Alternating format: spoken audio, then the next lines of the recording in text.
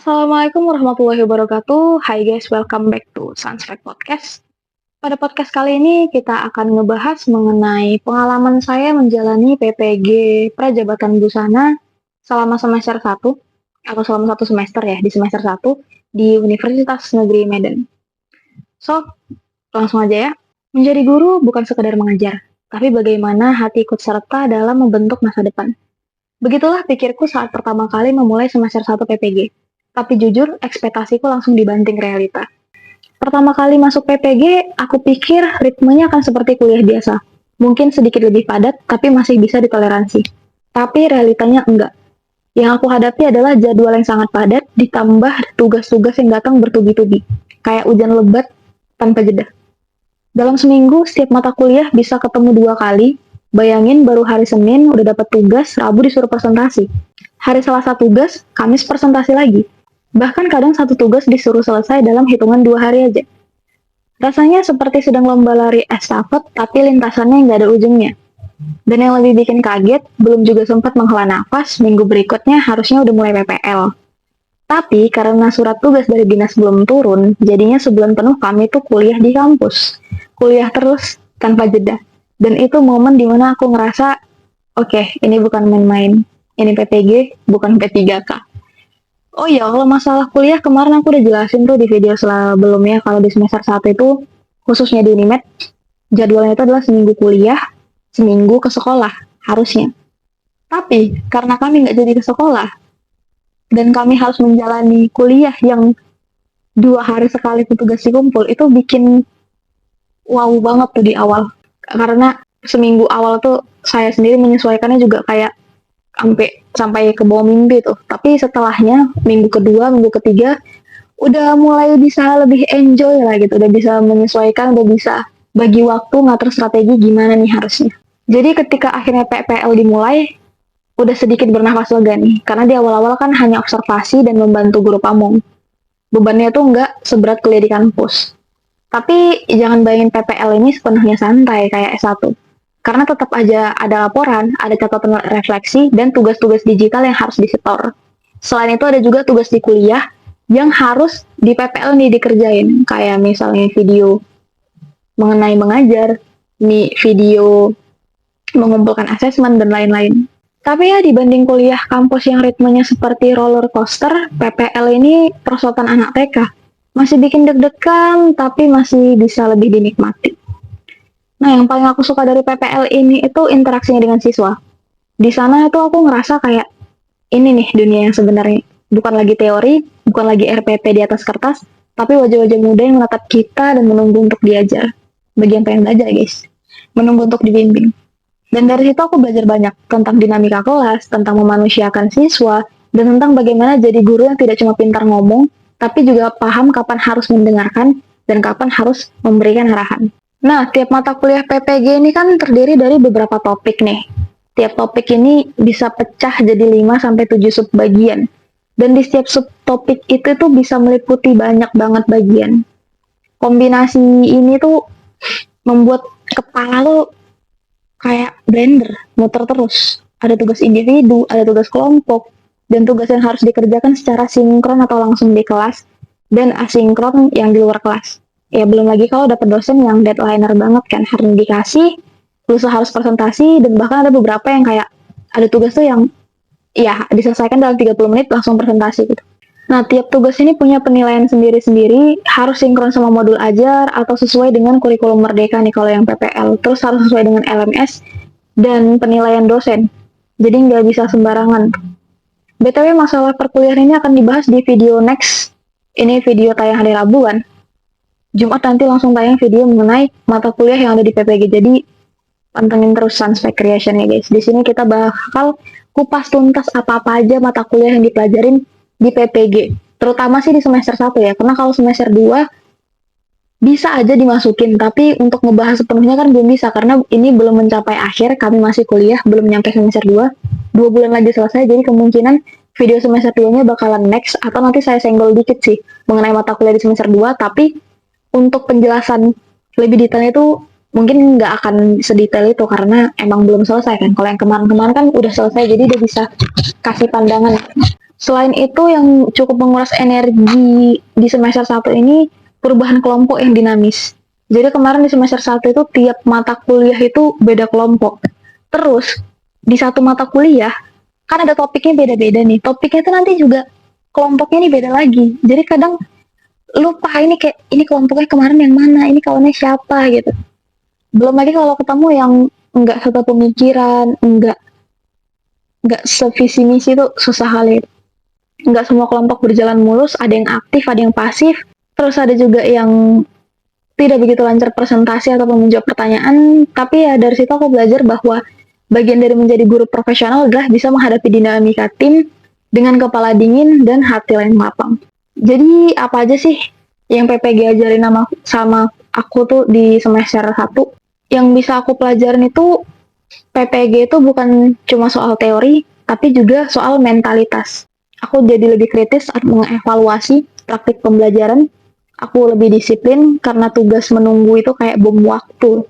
Jadi harus bisa ngatur strategi gimana nih nyelesain LMS sebelum tenggat waktu atau sebelum yang dikumpul. Lalu lebih fleksibel karena rencana bisa berubah dalam semalam. Ini bener banget. Terus jadi lebih tangguh karena sering capek ya, tapi harus tetap semangat. Lalu PPG juga mengajarkan aku untuk tidak terlalu idealis, karena aku tuh sebenarnya orang yang sangat perfeksionis. Tugas harus indah, harus kece, keren, video harus estetik, harus keren. Tapi ketika tugas numpuk dan waktu mepet, belum lagi kerja kelompok yang kadang tidak sepaham atau tingkat kognitifnya beda, aku belajar menyederhanakan. Bukan asal-asalan, tapi cukup. Cukup baik, cukup benar, dan cukup selesai. Kalau tugasnya udah oke, udah. Nggak perlu perfect. Dan tips yang bisa aku kasih ke teman-teman itu, buat aku yang hampir nyerah, yang pertama tuh jangan panik. Karena panik itu nggak menyelesaikan tugas. Coba tenang, dan kerjakan yang bisa dikerjakan dulu. Pecah tugas yang besar tuh jadi bagian kecil. Kalau bisa tuh nanti dirinciin. Ini mata kuliahnya, tugasnya ini. Gitu. Jadi diselesaikan one by one gitu. Topik per topik gitu. Baru lanjut ke topik selanjutnya. Jangan coba usaha selesaiin per mata kuliah, nanti kalian stres. Mending selesaiin dulu per topiknya. Sama yang paling urgent dulu yang mana. Nanti ini bakal kita bahas di video lain mengenai cara aku menghadapi atau menghandle tugas nih. Tapi ini videonya kapan-kapan ya guys. Terus ada diskusi, cari satu atau dua teman yang bisa diajak mikir bareng. Jadi di PPL ini kan nanti teman-teman bakal nemuin banyak teman gitu. Jadi usahain nemu satu atau dua teman yang benar-benar frekuensi yang bisa diajak diskusi, jangan sendiri-sendiri. Entar stres. Harus butuh kawan diskusi, harus butuh kawan cerita karena ini benar-benar nggak bisa dihadapin sendirian. Memang harus brainstorming, harus diskusi gitu. Kemudian untuk tugas tuh kalau bisa di backup. Jangan sampai tiba-tiba filenya hilang atau kemana gitu. Karena file ini bakal dibutuhkan untuk di mata kuliah seminar gitu. Kita butuh artefak-artefak, di mana artefak ini adalah file-file yang kita simpan, file-file tugas yang kita kerjain dari semester 1 sampai semester 2 yang kita simpan, karena nanti di bagian seminar itu bakal diminta bukti artefaknya. Mana nih pelajaran yang menarik menurut kamu dan berguna, mana yang nggak menarik dan nggak berguna. Jadi harus ada buktinya gitu. Kemudian jaga rutinitas ibadah dan tidur. Nah ini penting banget. Ibadah itu bikin kita lebih tenang, lebih dekat sama Tuhan. Kemudian tidur ini juga penting banget sih. Belakangan aku begadang tidurnya jam 12. Karena di semester 1 tuh aku seringnya tidur jam 10, jam 11. Jadi tiba-tiba badan aku yang pegel-pegel banget. Jadi baru kemarin aku tidur jam setengah 11. Dan itu lumayan bikin badan enak dibanding tidurnya jam 12. Karena kemarin udah terbiasa tidurnya itu jam 10, jam 11. Tapi bangunnya pagi, jam setengah 4, jam 4 itu langsung ngerjain tugas. Terus untuk yang mau daftar PPG ini harus investasi waktu, tenaga, dan emosi. Jadi sebelum daftar itu pastiin memang kalau kamu itu punya laptop dan jaringan internet yang stabil karena PPG ini always make laptop. Karena tuh bener-bener sistemnya bakal ngerjain tugas terus. Jadi kalau nggak bawa laptop itu bakal susah banget. Kemudian siap belajar mandiri dan tahan duduk lama di depan layar. Ini bener. Aku punya kacamata anti radiasi yang dulu tuh jarang banget aku pakai. Tapi sekarang itu always jadi nggak aku buka-buka banget. Karena mataku kalau nggak lihat layar HP, layar laptop, itu nonstop selama aku membuka mata. Kemudian paham dasar kurikulum Merdeka dan cara membuat RPP atau modul ajar kalau di kurikulum Merdeka.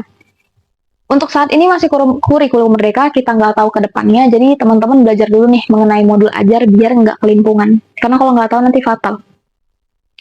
Kemudian bisa kerjasama dalam kelompok yang serba digital. Nih juga benar manfaatin Canva yang bisa kerja kelompok, Google Docs yang bisa kerja kelompok jarak jauh gitu. Karena untuk kerja kelompok yang ketemu terus pasti teman-teman juga bakal capek gitu. Apalagi kalau introvert dan mager.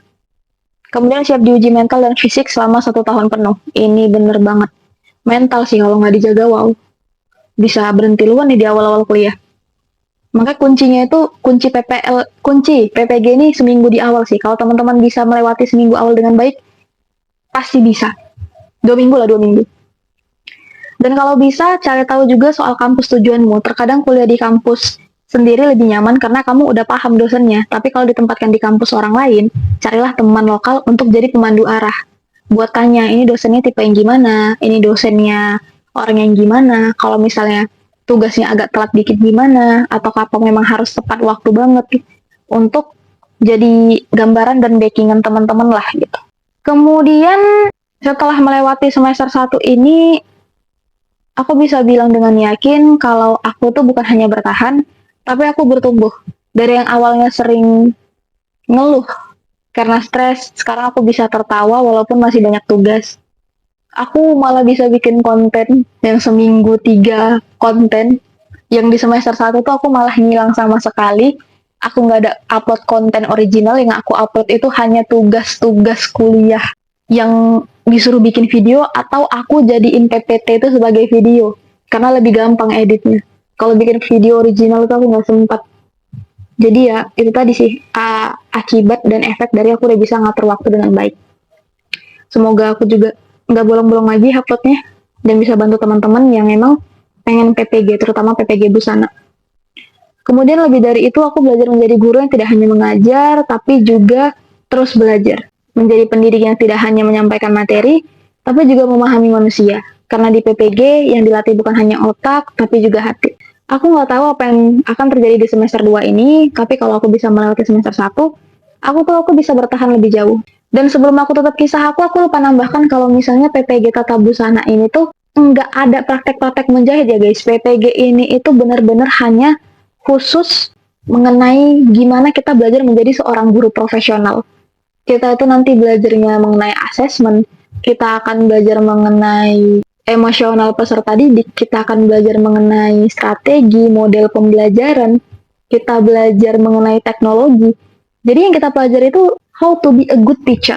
Bukan yang di S1 lagi gitu, praktek-praktek itu nggak ada. Itu adalah ilmu yang kita kuasai dari S1. Jadi ketika PPL nanti, apa yang kita ajarkan adalah apa yang kita ketahui di kuliah S1.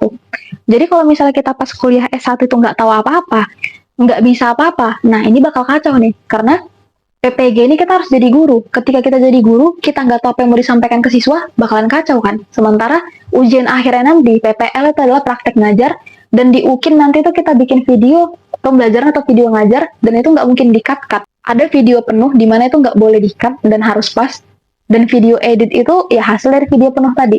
Jadi belajar lebih giat lagi, apalagi buat yang bukan lulusan kependidikan, ini bakalan berat, karena teman-teman mungkin nggak tahu apa itu strategi pembelajaran, apa metode pembelajaran, bagaimana membuat modul ajar yang baik, apa itu jam pelajaran atau alokasi waktu, bagaimana membuatnya atau bagaimana menyusunnya. Karena yang lulusan kependidikan juga belum tentu hafal atau tahu semuanya, apalagi yang benar-benar tidak punya pengalaman sama sekali. Jadi memang harus lebih struggle. So, terima kasih sudah mendengarkan podcast kali ini. Semoga pengalaman aku kali ini tuh bisa jadi panduan, pengingat atau bahkan penguat buat kamu yang memang mau ikut PPG, terutama PPG Busana. Nah, jangan lupa kita boleh lelah, tapi jangan menyerah. Karena guru yang hebat bukan yang sempurna, tapi yang terus belajar dari tiap langkahnya.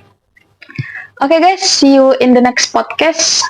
Bye-bye. Assalamualaikum.